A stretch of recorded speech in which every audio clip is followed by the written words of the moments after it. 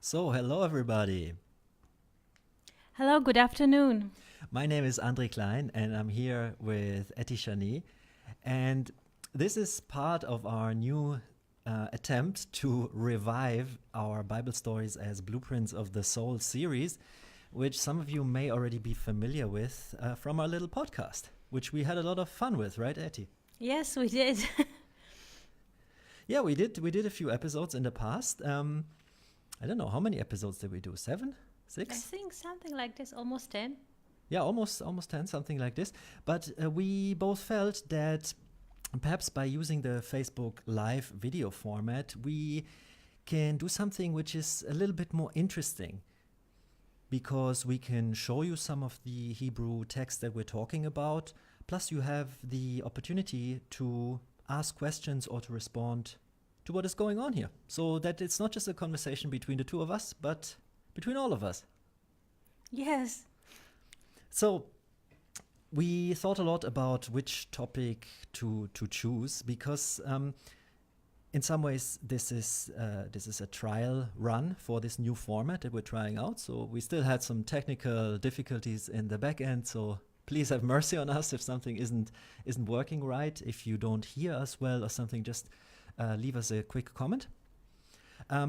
Regardless, though, we chose today to talk about something that we've already discussed with you guys a bit yesterday on the page, which is the story of the phoenix. And so the title for today's broadcast is Rising from the Ashes. And why did we choose this topic? I mean, many of us nowadays are in a strange position with all the media firing information at us day and night. Right, we got Twitter and we got Facebook and we got the news and we got God knows else and WhatsApp and Instagram and so on and so forth. And life sometimes can get pretty overwhelming, right? Yes, and confusing and depressing. Right. So the phoenix actually is an interesting image through which we can see how a person might actually go through all of this overwhelming sense of information to a point where you don't know anymore what is up and down, what is right and left. And perhaps we can emerge on the other side of all of this with a new spirit and new insights. Amen.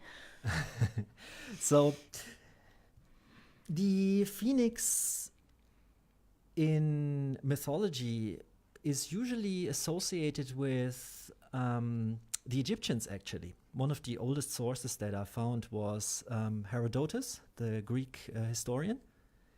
He talked about the Egyptian idea of the phoenix. And many people might think when you talk about the phoenix, yeah, this is something from Greek or, in this sense, Egyptian mythology.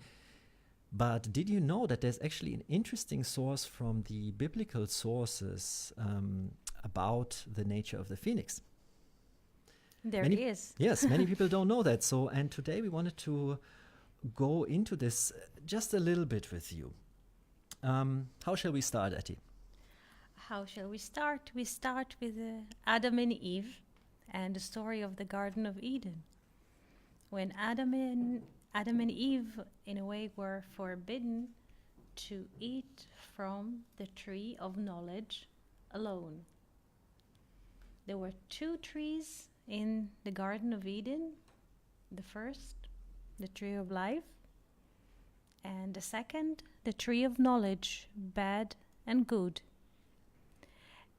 Can you explain, Andre, what is the meaning of the tree of knowledge? How the tree of knowledge expresses itself in our life? And then we could go back to the sources about the phoenix. I mean, perhaps before we get into this, we first have to ask ourselves a bit of a context about all of this story, right? Because, I mean, to many people, it's kind of like a children's story or something that would say, what? Trees in the in the paradise, in the land of Eden, what does it have to do with me or something? It's all kind of, I feel sometimes we lack the connection to it, right? There are religious people sometimes who will say, yes, I'm a believer, and then it tends to be very aggressive and people have all kinds of opinions. And then there are many people who say, all of this doesn't really speak to me, right? So It is true. So I feel in a way first of all, the way in which we can access those stories and mythologies in a more meaningful way perhaps is like as if in a dream. Right? Psychologists, for example, they know sometimes that when people, they say something, they might actually have a totally different experience that comes out in their dreams. So in the daily life, they will tell you that they have a job and they have a certain title and something, but when then those people speak about their dreams, it turns out that something completely different is going on in the back, so to speak. It is true. Right? So something that is kind of below or beyond the rational day-to-day thinking in which we approach the world. Yes. So, and I think, I know I'm a bit long-winded in my introduction here, but I think in a way we have to first get into a different kind of conception before we even think about the Bible and something like the two trees. It's like, if we can portray this in a language that can people associate in our times, is like from here, in Hebrew, mikan, from here, mikan, like a person goes to his job every day, like mechanical, like mechanical, daily happening, or from there, misham, from the dreams, from the imagination, from the source. So already in Hebrew, we have those two terms, here and there, mikan, or misham, or from there, sham, from the word shem, the tree of life, the dream, the imagination, the sparks, the ideas, and from here, mikan, mechanically. I wash the dishes, I comb my hair, I brush my teeth. Mechanical is the actions that we do with our body. While from there, misham, comes the dream. The dreams are coming, thoughts, ideas, memories are coming. Tree of life. Does it make any sense? Can you?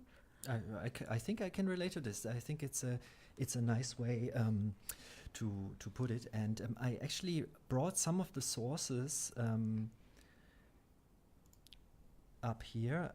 What shall we look at first? Shall we look first at the Midrash or the job? Midrash. Or yes? Midrash Rabbah, So, because it opens the story a bit. Right. So maybe you can quickly talk a bit, what is a Midrash? Because some people, they maybe heard about the biblical text itself, Old Testament, New Testament or something, but what are Midrashim? Maybe you can give a quick introduction. Midrashim are like little teachings unit. In Arabic we say madras. Madras say like school. Like the school, yeah. School, or in Hebrew midrasha, like a place, not just a physical place, a unit, a space in which you frame it and you can learn things, look into things.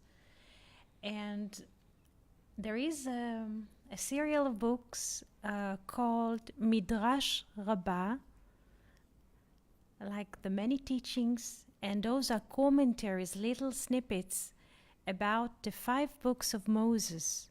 And they look into the verses, each verse, and they tell a story and try to connect.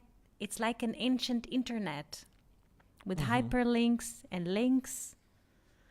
And since people think it was composed between the 6th century to the 8th century, we have their Hebrew text, Aramaic, and Greek and Latin, and it's a very complex text, and it's very interesting.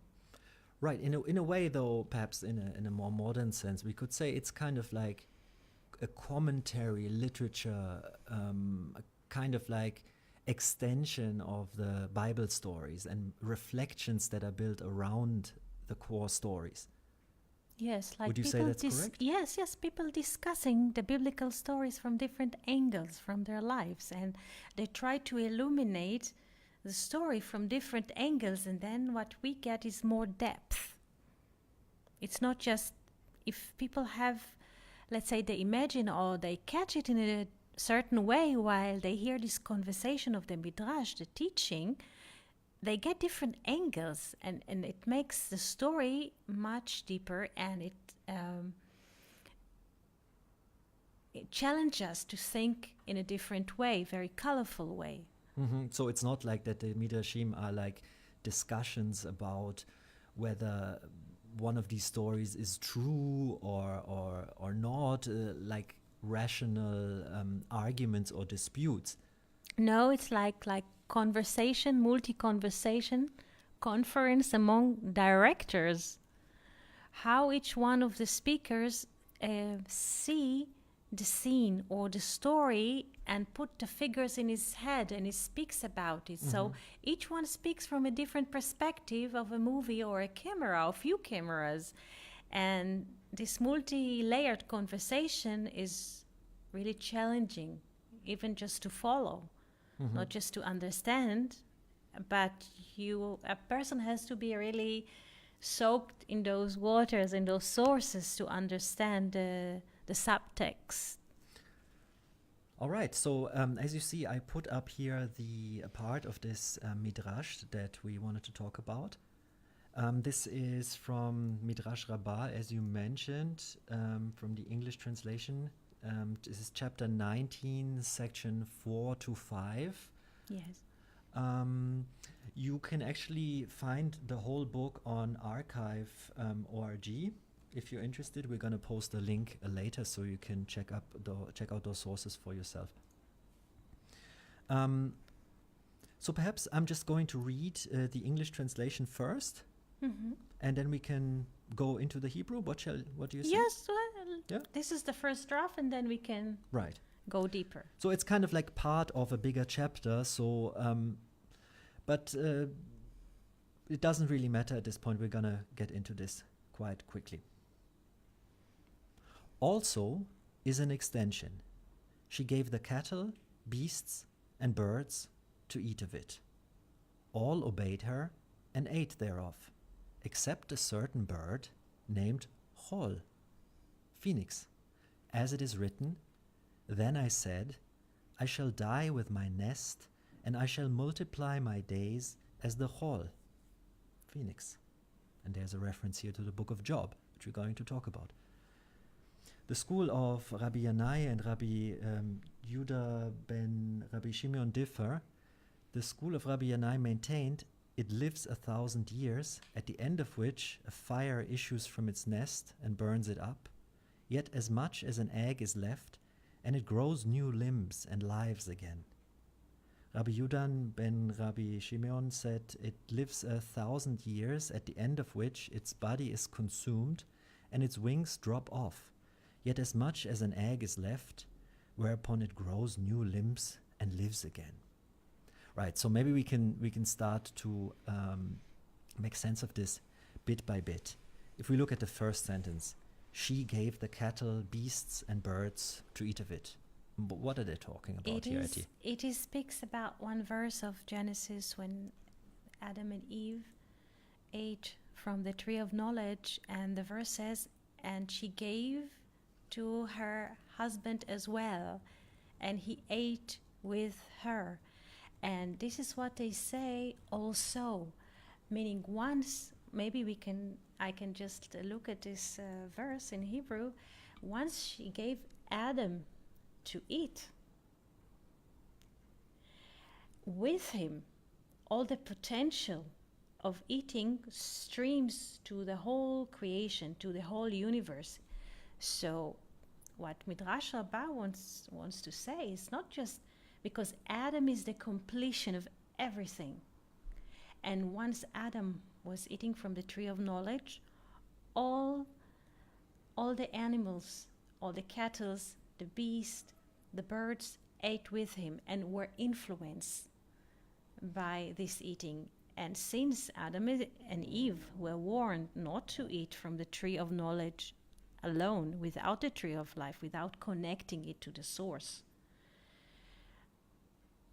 he warned them that the day you will eat from this tree, you will die. What is the meaning to die? You will lose your connection to the source, because eating from the tree of knowledge means that a person gets puffed. He says, I know this, and I know this, and I go fat on the street like a balloon, and once a person gets really puffed with himself, he disconnects from others, disconnects from nature. And this is what it means that you shall die. Not physically death, but spiritually you disconnect. This is what the Bible means to die. You stop to illuminate to others, because person gets sealed in his concrete body and think, I am. Through the knowing, right? Through knowing, yes. I like Descartes says. What's the French? Cogito ergo sum. Cogito ergo sum. This is death. I think, therefore I am. This is death, according to the Bible. So, like in a philosophical sense, there is a much deeper sense of a sense of who we are beyond just our thinking capacity. Beyond our thinking, beyond our knowledge of things which are seemingly clear and functioning and within our reach, right? Yes. Right. So, according to this Midrash Rabbah, all the animals were eating the birds, but one bird did not accept this eating, because the bird heard something, another verse, another saying, a higher saying, which Job said. In the book of Job, there is chapter 29, verse 18, which he says, and within my nest I shall perish, meaning the bird refuse to eat from the tree of knowledge, so it cannot grow. When we eat, we grow. So the bird heard Job saying, within my nest I shall perish, meaning I shall shrink.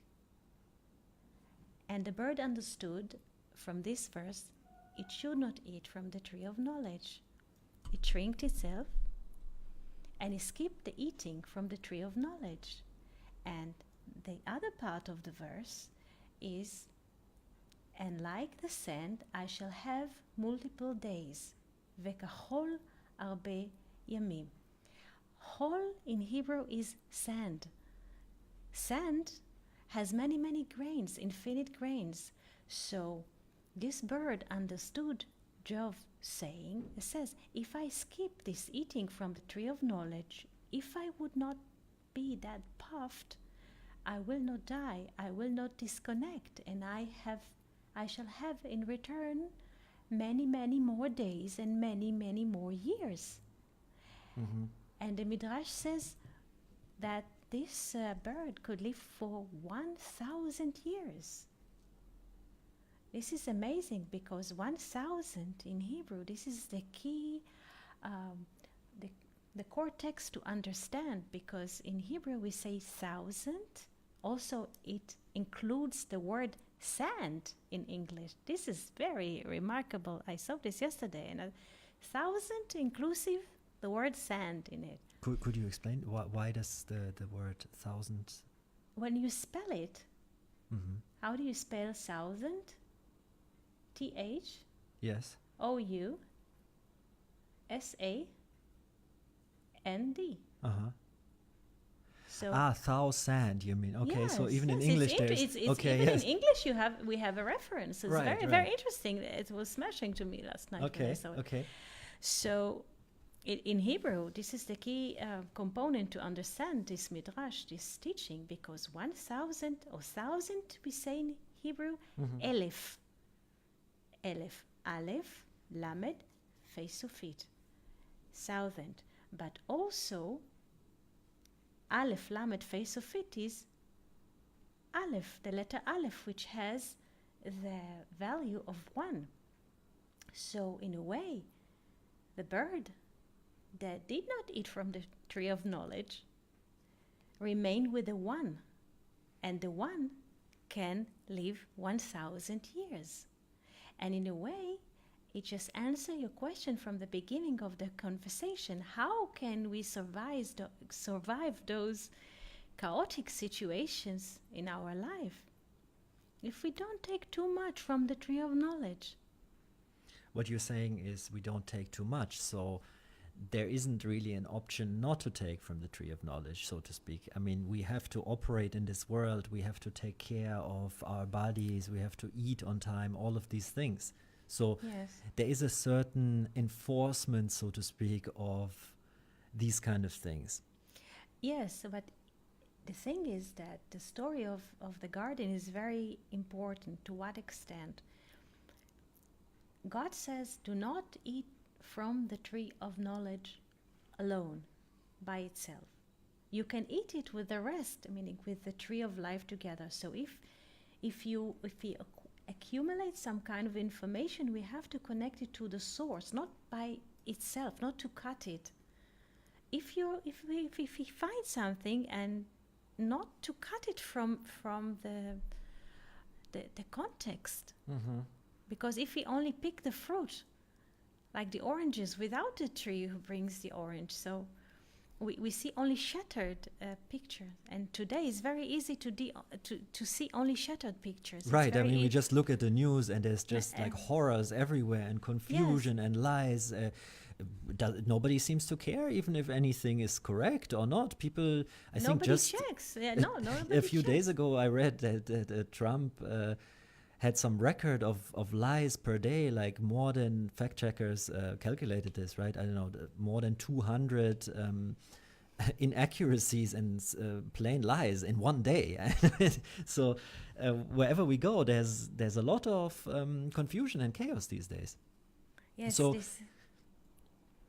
but I wonder, like in a practical sense, I understand what you are saying theoretically, so to speak, conceptually. But the question is, okay, to connect to the source, to find some kind of a meaning in these disconnected experiences or pieces of information. How do you actually do that? It's very interesting because at the beginning you mentioned the dream as a dimension. So when we dream, our eyes usually are closed, our lashes. So we don't see in a way the physical reality from here, mikan. When we close our eyes, we see in a way different reality, which is from there, misham. And in a way, we have to make those pauses during the day, and we have to take, in a way, to relate to what is happening here in a serious way, but not to this extent that it will abort our seeing from there, our dreams and our thoughts and what we like inside. There's another way which I once heard that also I think it's from the Midrashim, also I'm not sure what is the exact source, but they say that once we ate from the tree of knowledge, new eyes opened to us. Yeah. Which kind of implies in a way that other kind of eyes got closed. And since then, we're seeing with a pair of eyes that may not be that accurate as we might think.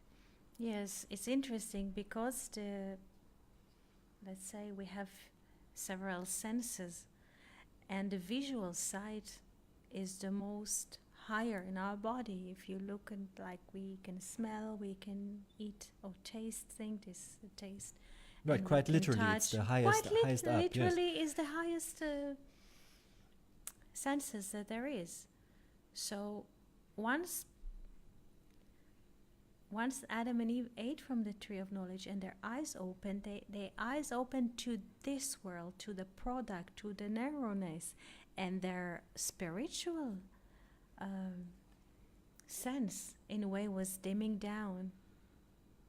This is what you say, because it's interesting, because the human eye can see from A to B. We cannot see 360. And it's true. So what we can see is only fragments of lines or pixels, but we don't have really the real picture. The real picture is when we close our eyes.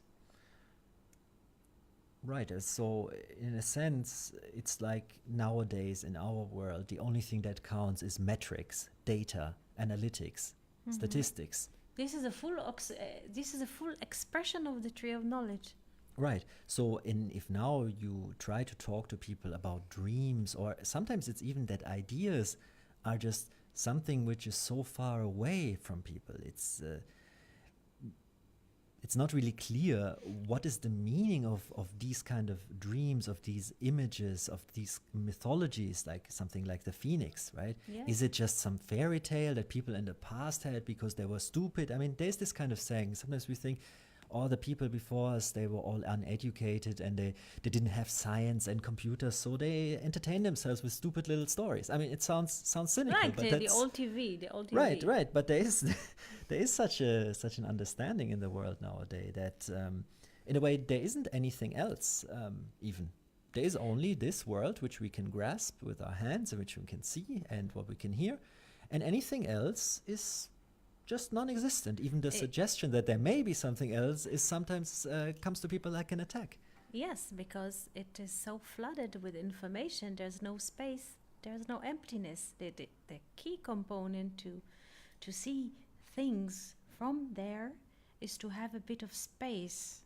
But when everything is blocked with information and doing and mechanical, there is no space to the soul to inform us, because above us, a bit hovering above our head, is the soul.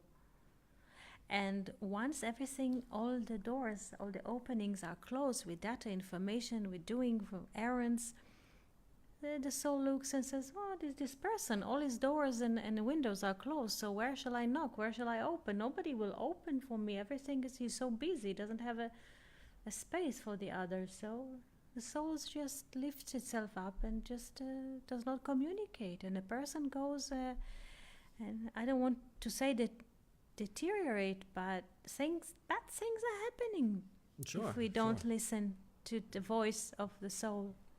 I mean, it's just the fact that if you have nothing else, no other means to navigate but just these eyes of flesh, so to speak, these eyes of the tree of knowledge, things can get very tricky very quickly. Yes. And people tend to get very aggressive, right? Because like if I don't take that place in line, somebody else will take it. So I'm gonna have to take it by force. I will speak over other people. I will just take, because I don't feel there's a sense of space, right? There is no other means of approaching the world, no alternative guidelines, so to speak. No. Because in this world, it's one against the other. It's either the other person or me. So, and this ends up in war at some point, quite logically. It is very interesting. There's another Midrash saying that the first creation of the world was like upon judgment. The world was created in judgment, meaning two polar lines, two poles, and the Creator saw that it just brings destructions, that each line contradicting the other, and He says, okay, and now I'm going to build a new world in which three line could exist, and then the world was operating very well. And the Lord says that the two first line was first grace on the right, and judgment on the left, and those two lines, those two life, let's say conceptual, they contradict each other. Grace wants just to expand, and the judgment wants just to get things measured and narrow, and those two cannot coexist as ideas. And then God interferes and says, you know what, I'm going to bring a third line which compose both of you and bring life to this planet. And the third line called peace and mercy. So just to answer your question, when two people are standing in a line and nobody enables the other, nobody sees the other, it's just like the Midrash says that this is what shatters the world, but not physically, inside of the heart. When you see somebody's just by force doing that. But if we want to build the world inside of us, that we also bring the third component, which is mercy and peace. We try to keep this. So this is this alternative in a way, another viewpoint against this duality of this conflict, so to speak. Yes, when in a world when the tools are so developed, like in our times, like humanity experienced a similar setup 100 years ago, when all the means of communication really developed, not just the communication, TV and radio and cinema and music, everything, and trains and airplanes, everything was like developing very fast, very rapidly. And those means of communication suddenly brought people together, different people together, in which in other periods of history it could not be, unless people really traveled from continent to continent and they were ready to do this and they were willing and had the same, like say, an openness to see the other. And all these tools brought people to meet each other, but they were not ready. This is why a lot of wars and conflicts came from this explosions of technology. Humanity paid a heavy price in the 20th century. For sure. It's like what you said. I'm now thinking back to the phoenix again, that in a sense all the other animals ate with the human from the tree of knowledge. Yes. In a way, the poison, so to speak, spread virally. Yes. To all of the creatures, to all of creation. So it's interesting that there is this one element which doesn't seem to follow this law. Yes. Right? Which is the phoenix. So there is something that doesn't go along with it. And again, psychologically, it's interesting, what is this phoenix inside of us? Because the Bible does not speak about external or historical things. The Bible is in a way a map of our inner worlds and inner life. So I wonder, like, how does this phoenix? It is interesting. You can ask yourself, why does this creature resist? Where does this resistance come from? Because he has the notion of the one. This is why he does not cooperate with the many, because the eating already shows that there is multiplicity happening. Because if a person is one and he's complete, why does he have to eat? So in a way, the bird, the phoenix, is like an aspect of the divinity in a bird, which says, I don't need to have any nutritious from this life, from this mechanical. Right. And maybe I can live longer. Yes. Maybe we can look a bit at the word, the Hebrew word for phoenix in detail. Yes, in Hebrew, the name of the bird is Of Hachol, off from flying like a bird, the bird of sand. It is interesting that Chol in Hebrew is a sand, which is composed of many, many grains, but also the days of the week, the 6 days of the week, which are not Shabbat, which are not the seventh day, are also named Yemei HaChol, the days of sand. When we go through when we go through our life every day with the 6 days of working, and we see that everything is shattered like a sand, like fragmented. And sometimes we don't see any use of what we do, we don't find any significance.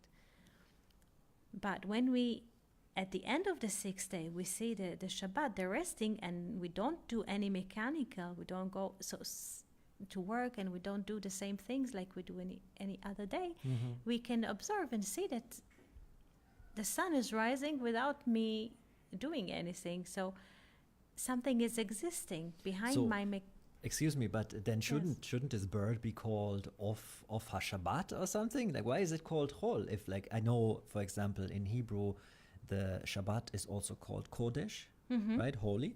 And the rest of the week is called Chol. So, like, unholy, mundane. So why is this bird who has this resistance against this lockdown in the world of recognition and duality, why is he called of HaChol and not of HaKodesh? This is a very, very interesting, beautiful question. But maybe how do we make glass? Well, you take sand and you heat it up until it gets liquid, and then you have glass. Yes, and glass is transparent, and right.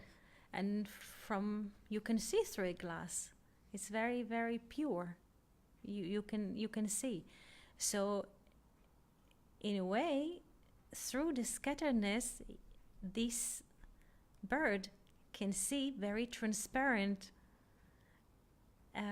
sight, like Adam and Eve could not.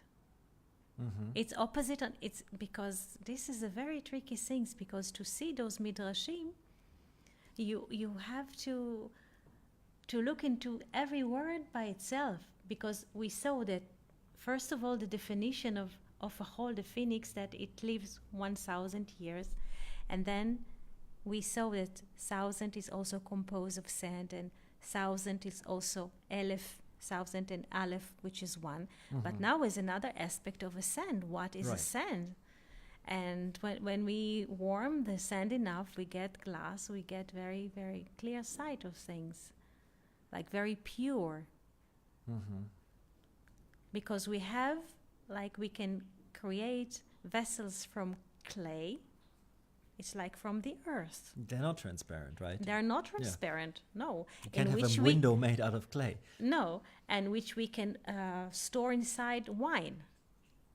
Yes. Also, wine is like associated with the tree of knowledge. Yeah, generally, yes, like the famous the fig leaf. I wanted to say, no, that's something else, but yes, it's also associated with the tree of knowledge. While glass, it's very interesting. From glass, we can create vitrage, like in the churches or synagogues, and this is very interesting because they say that in the temple there were special windows that when people illuminate the menorah, the light of the menorah could go out through the special windows, but the happenings outside of the temple could not get in and influence what is going to the temple.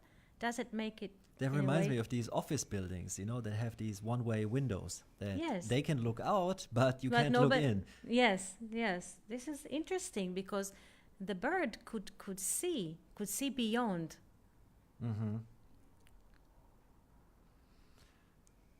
So it is interesting because I'm not sure this is correct. It's just a question that occurs to me. If it says in the Genesis that all the creatures were created, and there are all kinds of animals there, but there is this snake character. I'll just call him a character for now. Yes, because obviously this creature is not just following a program like a robot. It seems to have agency. It has its own mind somehow and seems to go against the general program, right? Seemingly. And also here, the phoenix seems another creature which is going against the general program. All the other creatures are going in one direction, and the phoenix is kind of not going along with this. This is very interesting because the phoenix is a bird, and bird comes from an egg. Like they say, that the egg is staying in the nest, and there is a fire, and from the fire comes an egg, which during the time will grow organs and will be a new bird. But also a snake comes from an egg. Right. So in a way, it's like, how do you say, this twin partner of the snake. There are actually many examples of this. Like if you look at Mhm. moths and butterflies, Yes. right? One is very beautiful and radiant and lives during the day. The other one is very ugly and lives mainly at night. But they're very, very closely related. Yes, this is what they say in Hebrew, ze keneged ze asa Elohim, meaning this against this God made, meaning there's always like equivalent between good and bad, night and day, and if Good you and want, evil also, ultimately. good and evil all the time. Right. But this is in the world of duality. In the world of duality, but once we connect to the one, like Joseph and his father Jacob, we discussed those stories during this week. It's a bit different. Right. Or also here, like the phoenix, in a way, it lifts itself above the duality and Yes. flies literally above, because it's a bird. It's not a snake or a worm or something that goes even underground. It flies above. Yes. So there is something in us, in reality, that can transcend, so to speak, or overcome these seeming opposition and conflict that we experience in daily life. Yes, because what happens is during our life we have conflicts sometimes that we don't want to handle, and like all kinds of troubles that people go through life. People have a lot of trouble. And they always come and they feel like shattered and they feel abused, and they don't appreciate right the power. Not the power in terms of physical power, but the power that can comes through the soul to them and encourage them and let them continue to live better. Sometimes we feel beaten from the daily trouble, or sometimes people go through very, very hard crises in life and they think that they will not continue to live again. There is actually an interesting story that I heard about this once, that, how did it go, that people who tried to commit suicide and survived, Yes. it was recorded after they woke up in hospital and they talked to them.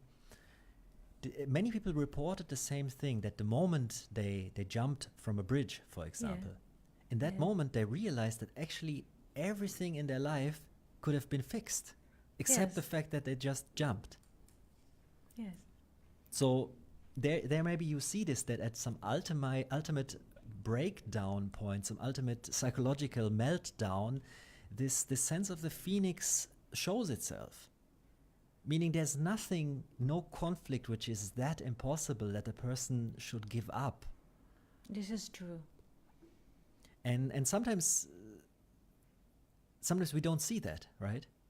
It is often very hidden. Right. It is very hidden.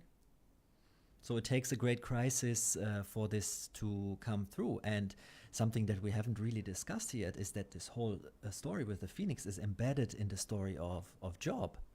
Yes. Right? And to go into this now in detail, I think this would sidetrack us too far, and this would take a lot longer and more explaining than where we are currently. But maybe just as a summary, we have to remember that Job was a person for whom everything was going great. Yes. And then everything was taken from him. Yes. Literally everything. His Everything, health, everything. his family, his money, everything was gone. Yes.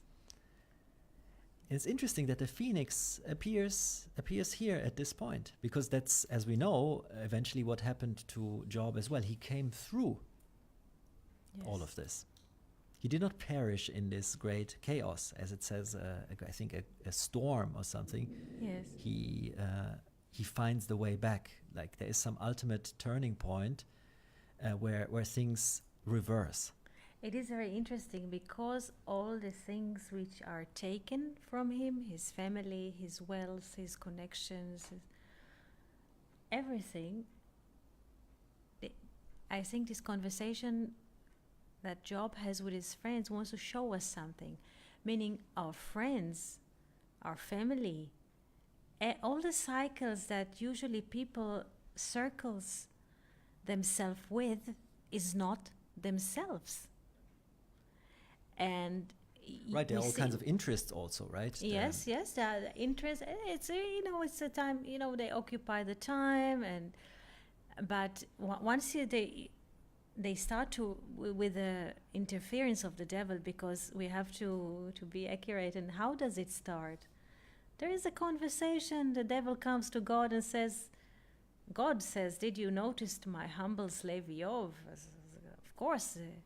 Look at him. He's like the example, model human being. Yeah? Yes, and the devil says, okay, what's the game here? He has everything. Of course he will be the best friend of yours, or the best humble servant of yours, because he has everything. See what happens if you remove those layers of completeness, complacency from his life. See what happens if he still continues to be loyal to you. It's easy to be happy with a big bank account and tons of people and who admire servants, you. And, and everything, and all those cycles, and everybody likes him, and everybody wants to be close to him. But what happens when you start to remove those tissues, those layers? Is like us, because we usually associate ourselves with people, or with things which around us. And once you take to break those walls, like remove family, remove people, remove influence from and things happen in life. None of these things last forever, as sad as it sometimes gets. Yes, and once we remove those layers, like those artificial, I would call it, envelopes around people, we see that still something very strong is continue to going on there. But the more we remove those circles, the better, and the truth, the dialogue between person and his friends and his God is happening. And this is very interesting, because we always think, I lost my job, I'm nothing. No, you're not nothing. You're just a person who moves from a job to job. Or people have crisis in the family. I lost my family. No, at the moment there is a conflict and they're not appearing in your life, but maybe it's for the best. Maybe they will reappear in the future, because why do those people suddenly remove from your life? Because there's an emptiness now, and what do you do with this emptiness? So this is very, very challenging, this book. Also, It's not what we see with our eyes, the friends and the influence. It's not it. These are all conditional sources of happiness, so to speak. You could argue that if there's something that makes you happy, and then you take that something away, and the happiness goes away with it, that's not real happiness. Yes. Because it's very conditional. It's dependent on something. Yes. Yes, it's only in this from transition to transition, then the happiness can disappear very quickly, and then a person starts getting very moody, as nowadays we speak about even bipolar to its extreme, but all of us experience it to some degree, right? Where we're happy one day, sad the next, and a person is very volatile, like a piece of cork in a wave. Once you're up, once you're down, and in a way, these to find only happiness and security in those things which can change can be problematic. Yes. Right. So we touched on a lot of different aspects in this short conversation, and it was an attempt to continue our conversation that we had in the podcast already. Mm-hmm. And I would like that everybody who has been watching this could maybe tell us a bit if they liked it, if it was easy to follow.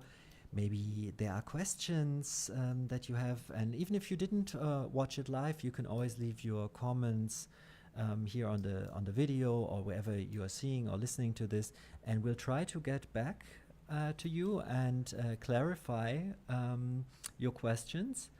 And so I hope we're gonna have many more of these conversations in the future. Amen. I hope we too. See you soon. So have a great day or evening or morning, wherever you are, and see you soon. See you soon. Bye-bye. Thank you.